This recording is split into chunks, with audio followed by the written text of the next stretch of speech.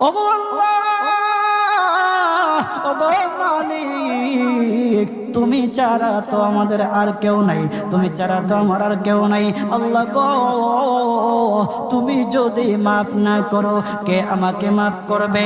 তুমি যদি মাফ না করো কে আমাকে মাফ করবে? তুমি যদি আমাকে মাফ করো তাহলে তোমার কোনো দিকে কমবে না, তুমি যদি আমাকে মাফ না করো তোমার কোনো দিকে বাড়বে না।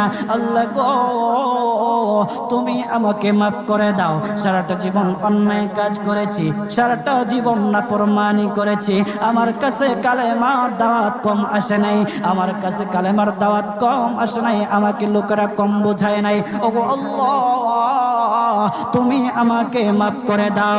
মাফ না করলে কোথায় যাব, কার কাছে যাব? বাবা যখন মারে তখন মার কাছে আশ্রয় নেওয়া যায়, মা যখন প্রহার করে তখন বাবার কাছে